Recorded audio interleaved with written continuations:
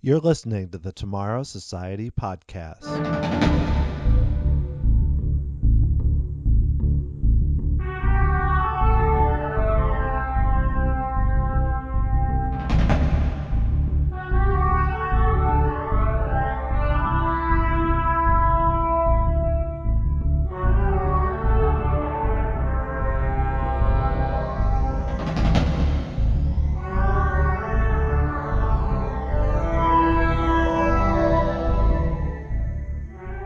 Hey there, theme park fans. It's Dan Heaton. I'm the host of the Tomorrow Society podcast, and my guest today is James H. Carter II, who is the longtime host of the Creepy Kingdom podcast.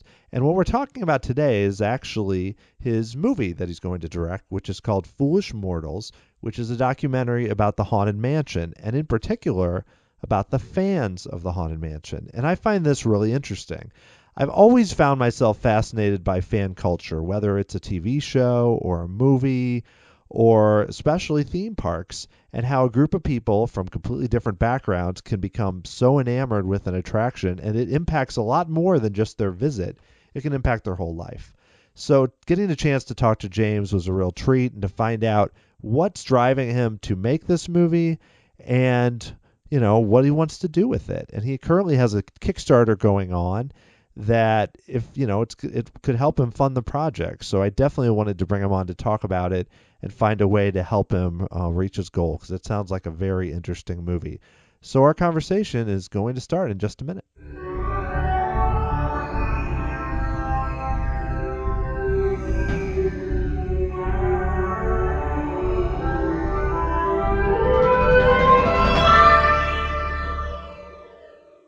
All right. Well, I am joined by James H. Carter II, who is the host of the Creepy Kingdom podcast.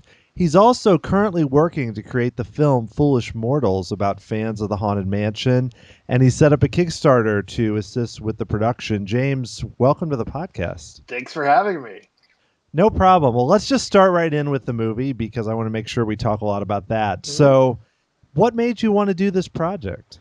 Well, as you mentioned, I do the Creepy Kingdom podcast, which is about the creepiness of Disney and the films and the theme parks. So obviously a huge part of that is the Haunted Mansion. Yeah. I've covered Haunted Mansion quite a bit on my show.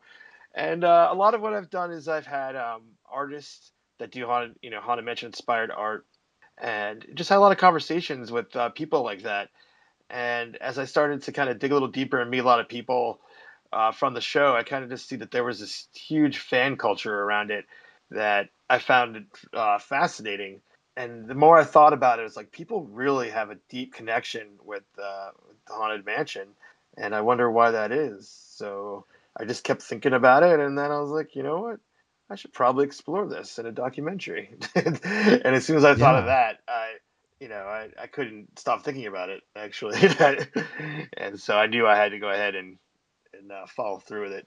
The Haunted Mansion's interesting because I think, like you mentioned with the fan culture, I mean, a lot of attractions have lots of big fans, but this crosses the spectrum, I think, differently than your typical Disney attraction. Mm-hmm. So, I mean, for you personally, what is it that's always drawn you to the attraction? I've been asked that question a lot, and it's a tough question to answer.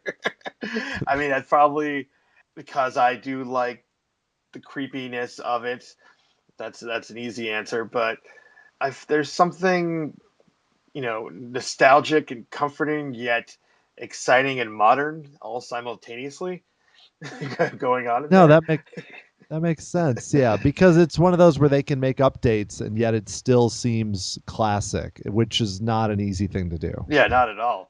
And they have cutting edge technology next to not cutting edge technology, stuff in there actually from the 1800s, as far as the Pepper's Ghost effects and stuff, and it all just flows together seamlessly. And it, on paper, should not make sense, but it does when you write it. Yeah, it's one of those almost. I don't know if I call it a happy accident, because there were very talented people behind it, but it does seem like if you tried to make something like it, just like not the Haunted Mansion, but something similar, it wouldn't work. The direction it took was so crazy. Well, I agree. Well, it is a happy accident because it is kind of there's clashing themes going on there because there was two people that were ultimately in charge of doing it. So you had the beginning of the ride, which is really serious and dark and scary to some, and the rest, and then it kind of crosses over, and then it's kind of silly and fun.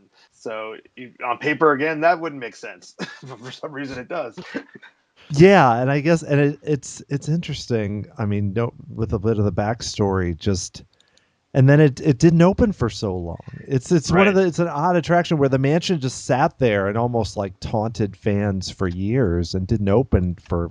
I mean, it's a crazy amount of I believe it time. was 9 years. Yeah. Yeah, from when the facade I, was sitting there till when it actually opened. in the days of the internet, people would lose their minds Yeah. with that kind Yeah, of if a time. facade sat there for 9 years and attraction didn't open, God, they couldn't handle it for like a month, let alone I 9 years. know. Now it's like, what's going on? So on a related note to what you mentioned about yourself, Mhm. I mean, from so far people you talked to, I mean, have you been able to figure out kind of a common theme of why people in general are so enamored with the Haunted Mansion? I mean, I know personally why, but I'm just curious if you're sensing similar things you're hearing from people so far with the people you've talked to. Well, we've only talked to a handful of people because we kind of wanted to, just dive in a little bit and get a little bit of footage under our belt before we launched our Kickstarter. So we haven't really talked to that many people. And I'm not, and to be quite honest, the stuff that we shot, some of them we might even explore deeper and re-interview them because Mhm. it was just trying to just to get just to get people excited, a little taste of what we're looking for. But to answer your question, I would say no. I don't see any common themes actually. Well, Just except for people's love for it. That's the common theme. right. Well, in a way, that makes the movie more interesting because if everyone was saying the same thing, it's almost like it's there's less of difference in the people you talk to. I mean, eventually, when you talk to more people, I think it'll probably stay the same way. It'll be all over the map. Yeah, no, that's why I think this is such a great topic to explore to see if we can actually answer the question. What is it that draws people to this attraction? What is it that is because there's people that the attraction has affected their personal lives. There's people that attach a lot of romance to it as they'll propose or get married there. There's people that it affected their professional lives because it inspired them to work in film or special effects or do haunts. So there's so many ways to explore with this. Yeah, no, it's. I mean, it seems like a great topic for a feature documentary because I mean, there's been books written and things about the history itself, Mhm. but to look at the fans themselves, it's especially for an attraction that's been around for as long as it has. I feel like there's a lot of material there. Yeah, well, I think so too. So I decided to go Look, excellent. You chose the right topic then. I'm glad we're on the same page. right. But one thing I wanted to talk about, which you mentioned in your video that you did for the Kickstarter, is that, we've seen a few recent movies, even the one, that I know you were part of, the Dark Side of Disney documentary where they went to the parks and shot there and did it kind of on the sly. And I think it's really interesting that, you instead of actually shooting there are going to work on a photorealistic 3D rendering of the mansion. Mhm. So, I mean, what made you decide to tackle this rather than just kind of, shooting on site with phones and whatnot? Sure. Well, I would say they don't. This is a love letter to Haunted Mansion, and it's certainly not an anti-Disney film. Oh yeah. And we didn't really want there to be any type of trouble, I guess as you could say. Just to be clear about the rules of things. I was interviewed for Dark Side Disney documentary. I didn't make it or anything like Oh that. yeah, no, Yeah, no. I was You were involved, meaning I should say you were I someone was they a spoke subject to. of the film, Yes, yes. that's And Philip was willing to do things that I would not be willing to do. So, me neither. I understand. like at all, let alone on film. Yeah. So that was the decision they made. But what was interesting was that right when they got done shooting Dark Side of Disney, this rule popped up on the Disney website or Disney Parks website that says you can't shoot in the parks video for commercial use. So I was well aware of that rule that has popped up. And then I also was like, artistically for the film, it doesn't really serve too much merit if I shoot in the parks. It's not like I want to interview people in the parks. I want to interview them either in their environment or in a controlled environment. So Right. I didn't really feel like it was going to bring that much to the film. And with the limitations, though, that's where we kind of came up with the idea, like, oh, let's do like a 3D rendering. And with that, that's really fun. Like that's like a whole other aspect that if we just Right. shot, like, went on the ride and shot, because it's like unless you stop, get stuck, everyone's footage is just moving along, and it just in your brain you're like, oh, that's just like somebody's vacation footage. It doesn't really look professional unless you get those great static shots. That's few and far. I mean, I guess I could sit there and write it all day, and every time it stops, roll tape. I mean, I write it enough. I could pull it off, but no, that was kind of the thought process behind that. We just, and even our 3D rendering that we're doing, it's not exactly the same as the haunted Oh, as as a source material. It's just it's our little interpretation, if you will. well, yeah, and the love letter idea is interesting too because yeah, it's not like because there are people online, like there's a guy who's trying to recreate Horizons in 3D and do Mhm. as accurately as possible, and a guy did it with Journey to Imagination. But it sounds like in this case, obviously you want it to look good and be artistic, but the idea is really it's like you said, you're creating something. It's creating something more as a love letter, not as this because it's still there too. It's different than those other Sure. examples. Hmm. Yeah. So wait, I So haven't heard of that though. Someone recreated. I've seen one where they did. Was the Inner Space Ride? I'm drawing a blank on the name, but right, yeah, there was a DVD that I know that came out with that. But yeah. no, there's a guy who I actually interviewed, but it was just over email with Horizons. He's been doing it forever, and it's called Horizons Resurrected, and Wow. he's doing that. But I mean, he's doing great, but it takes some serious work, I So bet. that's Yeah. another question. To do this for the film, I mean, what's involved with even creating something that's not exactly the same? What's the kind of hours it would take to do something like this? Well, I could say that I personally am not doing it, Well, no. so that's not my skill set Yeah. at all. But I think it takes a lot of work to design it and get it done, but it takes even more time for it to process, which is like rendering it out. I think it's like, I forget the last time they told me, for like each frame of it takes like a couple hours or something ridiculous like that. So it's just like, Yeah. yeah. So it's pretty time consuming. People don't think about that when they're watching like Pixar movies or something like that. Like after they finish everything that they're doing, like just to render it out could take months. Like that's Right. so it's Years for some of those yeah, movies. years, yeah. Yes.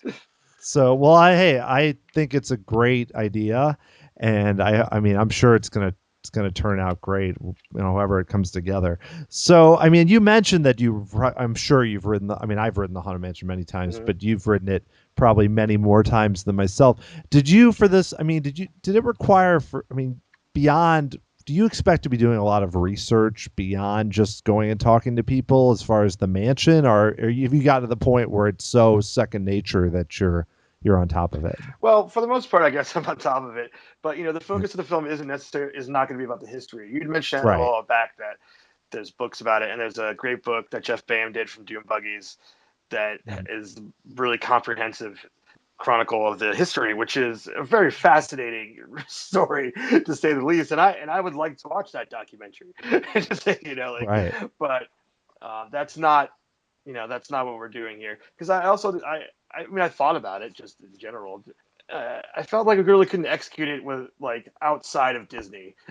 Like like if it was Mhm. made like within Disney, then you could have access to great files and photos and video and access to interviews and all this stuff. But outside of Disney, I just didn't really seem like No, that logistically it would work.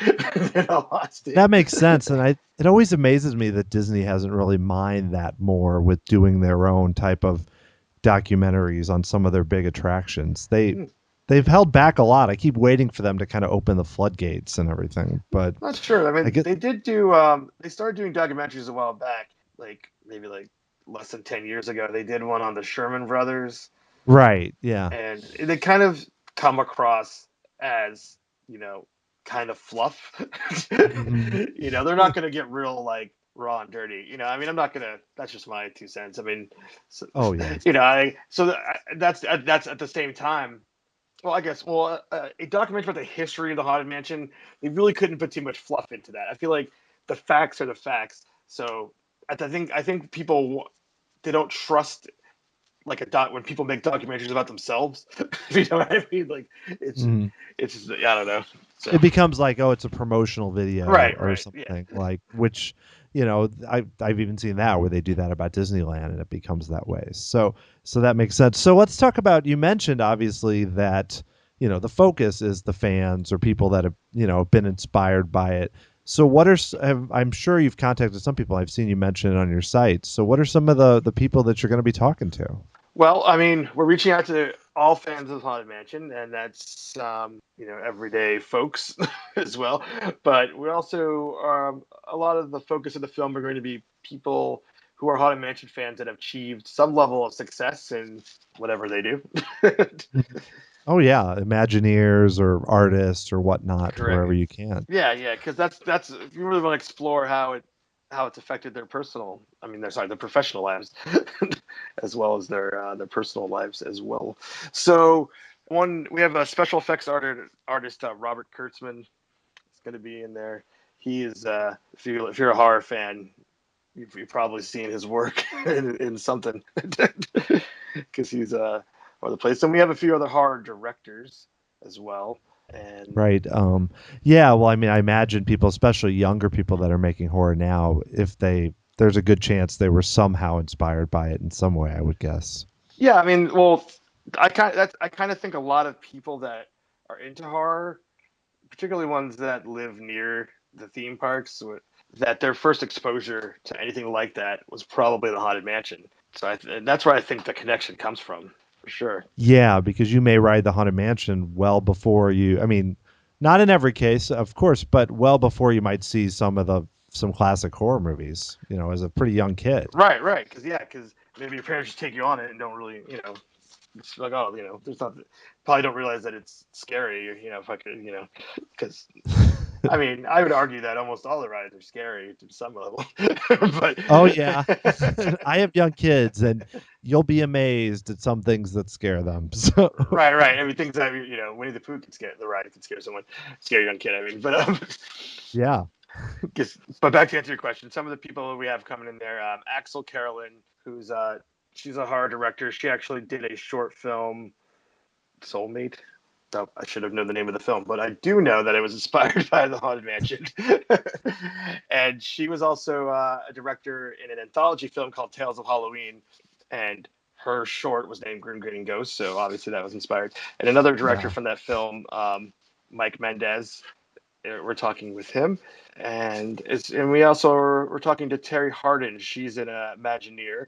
She didn't necessarily have any connection to the creation of the mansion, but she has created figures, like collectible figures, while working with Disney of the Haunted Mansion. So with that, she got to walk along the tracks of the ride to get, and take notes and take pictures for reference. So she has that unique experience to talk about.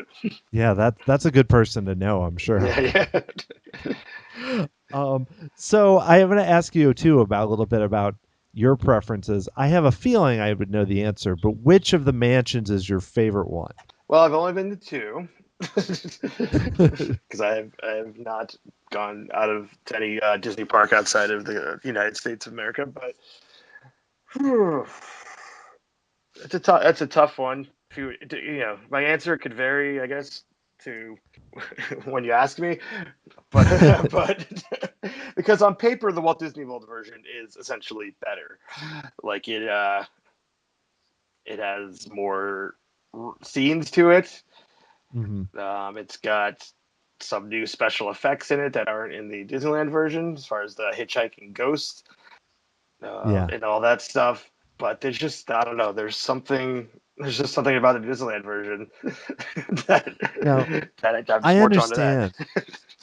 Yeah, because I mean, I grew up with the Disney World one. I went there from Missouri, and the exterior, you look at it and you're like, wow, that is stunning, and it's big, and but having gone to the Disneyland one now and just going up and walking right in the door, and just there's you're right, there's something about it that's I don't know. It's hard to say what's better for me. And Right. I've been to Paris, and if you ever get the chance, Oh, as a Haunted Mansion fan, the oh, Phantom Manor oh, is yeah, something to yeah. I see. can't wait. I've been told all about it in explicit detail, and I mean, I want to go to all the parks all over the world, and but yeah, Phantom Manor sounds incredible.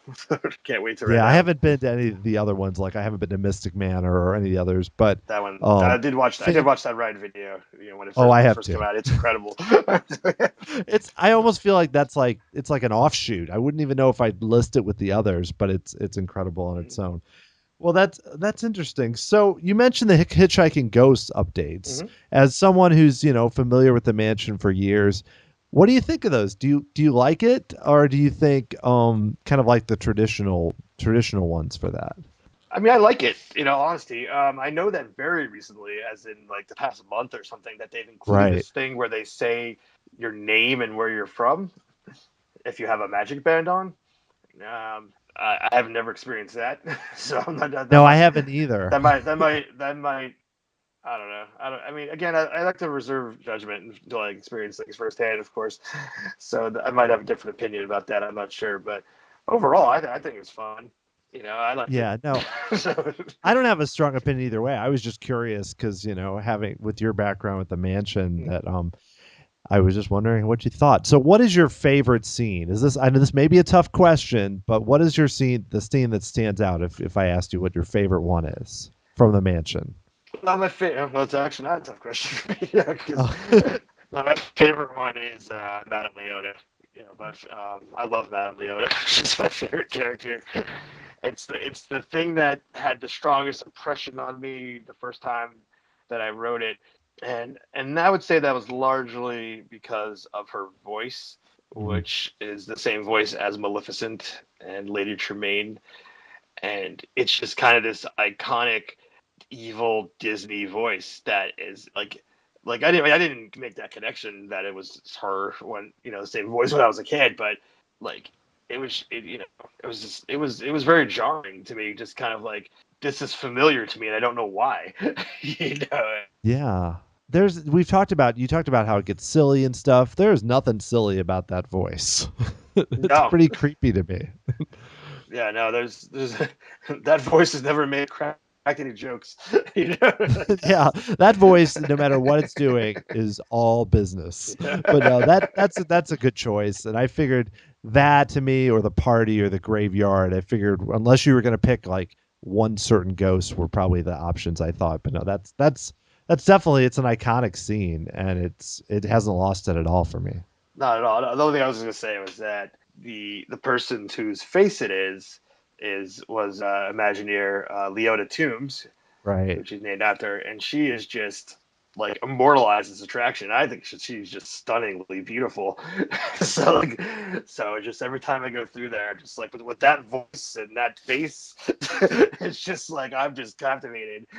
I'm just, Yeah, and and there's so much happening in that scene too. With I mean, there's all the stuff flying around you, and you only get to see a small part. So it's one of those rooms that like it's not the same every time you go by it. That's true with the spinning and all that stuff. There's actually not too much in there. As many times as I've written Oh it, I yeah. look around. I mean, it's just it. I mean, I was gonna say the other answer really, if I had a second choice, would be the ballroom because there's so much in there, and almost every time that I write it, like I could spot something different or something new, and I've written it so many times. So it's kind of, and Yeah, it's right after that room, such a contrast. yeah, that's a great one too, especially because that one, like you talked about earlier, with some of the old technology. When you see, like images or pictures when it's not running about how simple and kind of old school some of the technology in that ballroom is, it's amazing. Yeah, for sure. Yeah, so I want to ask you a little bit just about yourself and how, Sure. going back further, how'd you, way back, how did you get interested in Disney and theme parks at the beginning? Mm. Well, I my parents had Disney in my life from the very beginning. I don't know. They just shoved it down my throat. I guess it's probably like everyone in America. I don't know. It just seems to be this generational thing that keeps being passed down. But one of my earliest books that I remember having was a book called A Haunted House, which was a childlike adaptation or child book adaptation of the Lonesome Ghost short. That's with Mickey, Donald, Yeah. and Goofy, or Ghost Hunters. And this book also, because let's see, when I was born in '76, so I mean it was late '70s. This technology, it had this. On each page had like a little vinyl record implanted in the page, probably about the size of a Coke can. And there's this player that you would have that you would put on top of it, and then it would read the story along. It was like a the earliest like read along book. Hmm. And so I was obsessed with that book. I love that player. I see like, I mean, I was so young when I got that, like, I mean, there's something really scary about that that cartoon, but it's just spooky imagery, and I feel like that had an influence on me, like that I gravitated towards it. So that was just set with Disney, and then as VHS hit the market in my very young age, my parents started sharing as many movies that they enjoyed when they were younger, such as The Parent Trap, the original one, Hmm. Swiss Family Robinson, Darby O'Gill, and Little People, still one of my favorite films, just stuff like that. And then finally, when I was 9, they took us to Walt Disney World because at the time I was living on the East Coast, and my mind just exploded. I was just like, "What? This was just beyond comprehension of anything I could possibly, even imagine." I mean, you saw clips of stuff on TV here and there, but you got to remember, this is the early '80s, and I was a young kid. I barely saw any of this stuff before I went there. So that was pretty incredible. Shortly after that, we moved to California, and I lived about a little over an hour away from Disneyland, and that was really it. I mean, we would just go to Disneyland like a lot, not as lot as even as I go right now, because right now I live 6 miles from Disneyland. Oh my. Often enough that I have no idea how many times I went, so I can say that. And even going into my teenage years and everything, like it was just, I just grew obsessed with it. That's very familiar to me because I was born in '76 and I grew up in Missouri, but we went to Disney World in the summer sometimes. And we actually had a crank video. It wasn't even like a video, like a crank little video thing where you would put in these little tapes, and one of them was the Lonesome Ghost thing, and we probably wore Oh, that thing out when I was a kid. There I was know, that and I a know what few you're other talking ones. about. Yeah, Yeah, I don't even know how to describe it. It wasn't a VHS. It was like a crank thing that made it move. But just it's interesting that some of the technology, and the big trip for me was when I was 8. So it was a similar age where we went to Florida when I was 8, and right. I was done after that. But I've never lived that close. So I think living 6 miles away for yourself now, I don't know what I would even do if I lived that close. I would never get anything done in my life, I think. Well, But it's a different mindset because when you go like to travel to go to a Disney theme park, you're on vacation, like right. so you're like, all right, this is what I'm doing, and you might do like all days and all this stuff. And I just moved to this area very recently. I've lived on the East Coast for the past 22 years, and I just made the decision that I was like, I want to live close to a Disney park, and I don't know. I don't like humidity, and I used to live in California, so let's do this. So I purposely, made the choice to move close to the park, and it's because what, I didn't want to be rushed. I wanted to just be able to go when I felt like it. With that, I don't spend all day. You know what I mean? Like, so it's not like when you go on vacation, you're there all day. So that's where you're thinking not getting anything done. But I usually try to avoid going during the day in general because it's really hot. And Right. I like to go for a few hours at night and stuff like that. And I'm able to, it's just like instead of going like to the movies or something, go to the theme park for a few hours. So it's kind of that mindset. Yeah, and I think that mindset's, I mean, that happens. I mean, you could tell me if I'm wrong, but in Mhm. California, I think that's a lot more common just because it being kind of in the middle of a big city Oh in yeah. that way. There's so many, and actually, Disney kind of, I think, is trying to crack down on that a bit by raising a lot of prices. But, it's a different mindset because that's probably what I would do too. You end up just kind of in place of some other thing you do, you just go there. So has it changed though? Has like living so close, I know, I'm sure it's changed, but Mhm. How has your opinion, I mean, your views changed? Because obviously you're treating the park so much differently. Hmm. I mean, it's I'm not sure. I mean, it's a different experience, that's for sure. It's one that I couldn't have anticipated. Yeah. One thing that for me, I kind of daydreamed and fantasized about before I, moved close to the park was that I would have these times where the parks would be dead and I could just roam there casually and just I don't know, like a dream, just hang out by myself, and maybe it's like the park's at like a quarter filled or something ridiculous like that. And I don't know, like you mentioned how expensive things are. Yeah, they keep jacking up the prices, but you would think that everything was free about the amount of people that are always in that park, no matter what day it is, no matter what time of year it is. Like it is jam packed all the time. So that's kind of a bummer to me. Yeah. you know, I think it's so it's kind of addictive. It's like a it is. drug. Oh, it definitely is. It definitely is. I made sure I got the annual pass that covered parking because if I had to pay for parking each time that I went there, then that would definitely limit my trips.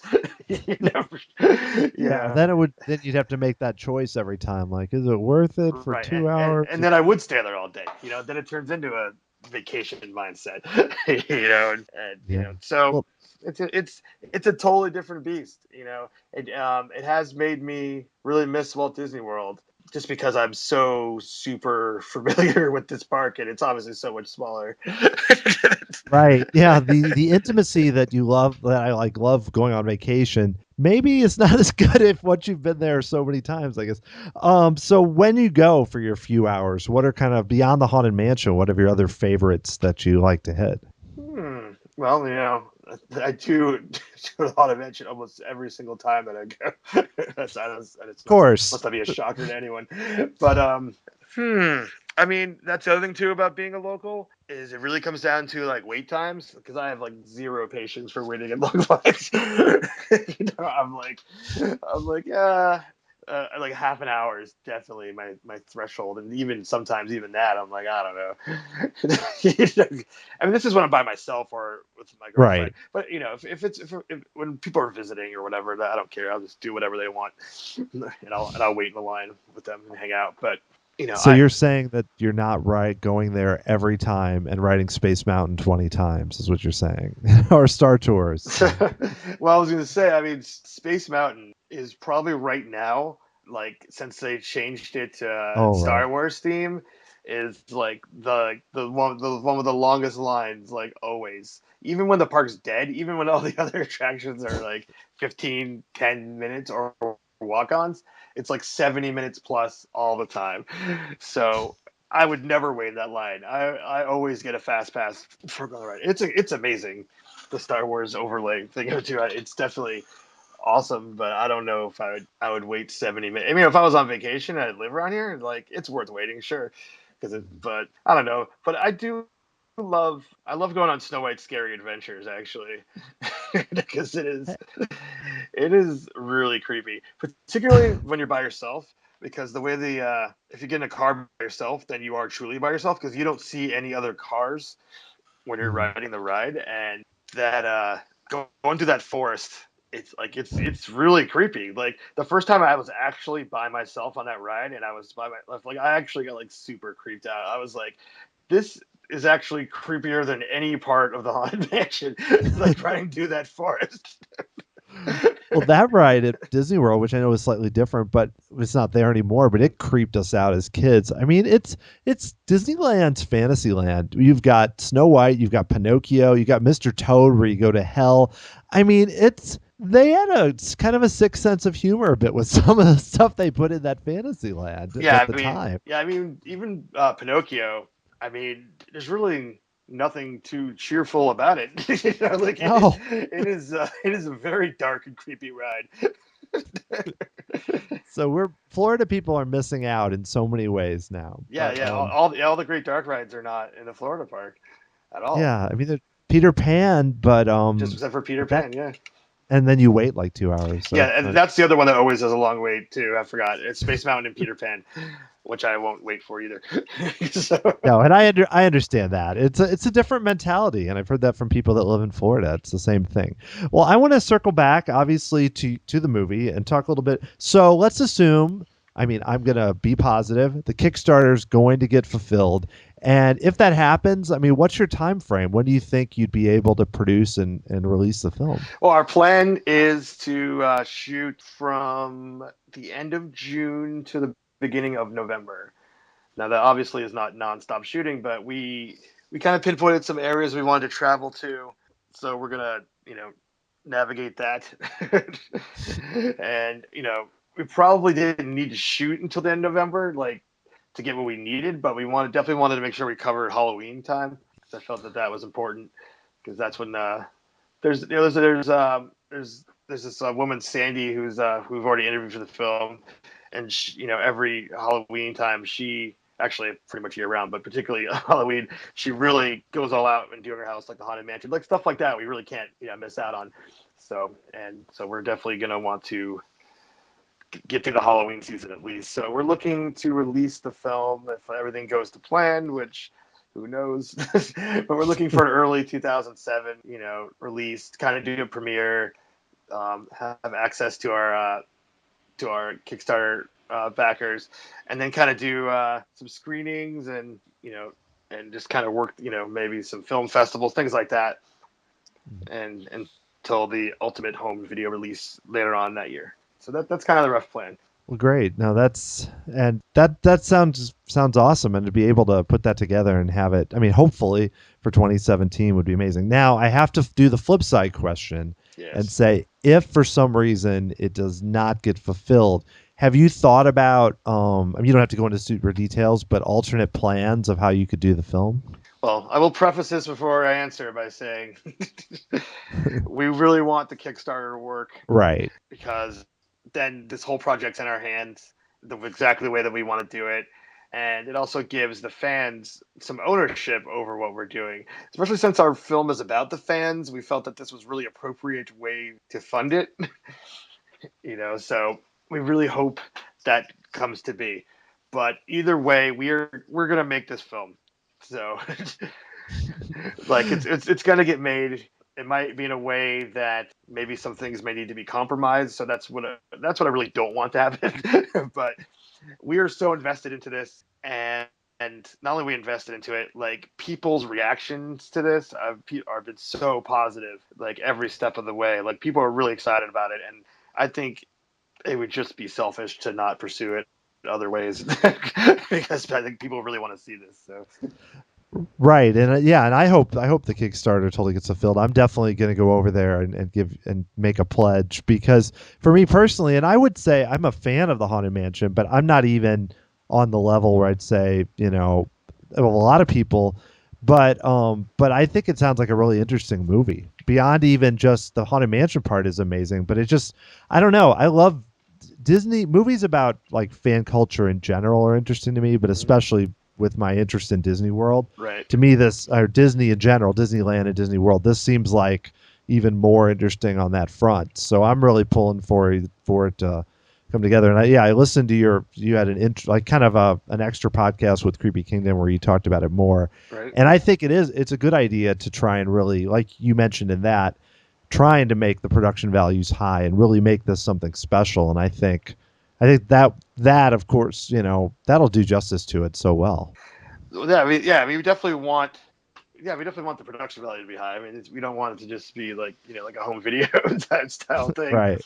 We want the production and the quality to kind of match the mansion itself. Like that's the goal, at least. There's a documentary that's coming out this summer called The Blackout Experiments. Have you heard of it? I have not, so please tell me about it. Yeah. Have you heard of Blackout? It's kind of like a haunt experience. I've heard a little bit about it, but yeah, definitely go into it just for people who haven't. Sure. Yeah. So it's kind of under the category of extreme haunts, where people kind of like kidnap you, kind of a little rough with you, there's some nudity involved.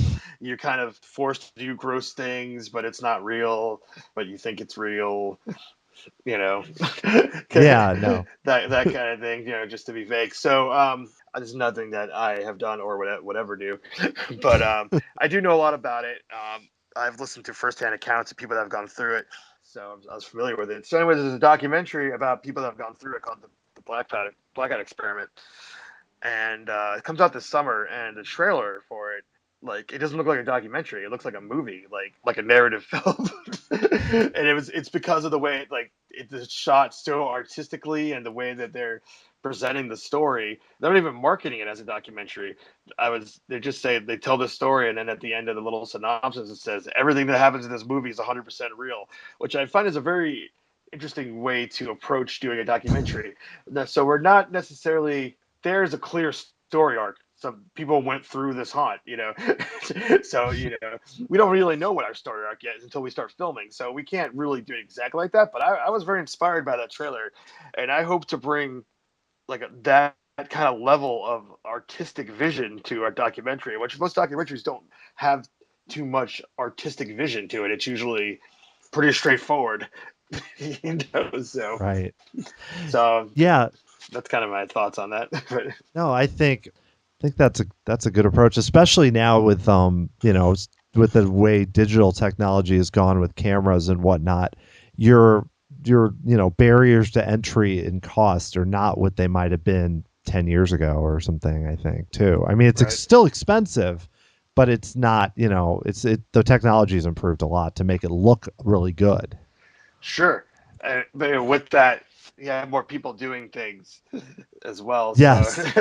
there's a pro and con of that. Yeah, the competition gets bigger. Which So I go was ahead. I encourage everyone to create and do things. I'm not trying to be a hater or anything. I'm just saying that people are not sure exactly what you're going to give them. That's why I want to emphasize that we want to do something high quality, high production value, and with artistic vision. That's all I was trying to say. No, I got what I didn't think you were tearing into all other documents. Let me do mine on my own. No, I totally got what you were saying. Okay. So most importantly, where can people find out about about your Kickstarter and about the documentary itself?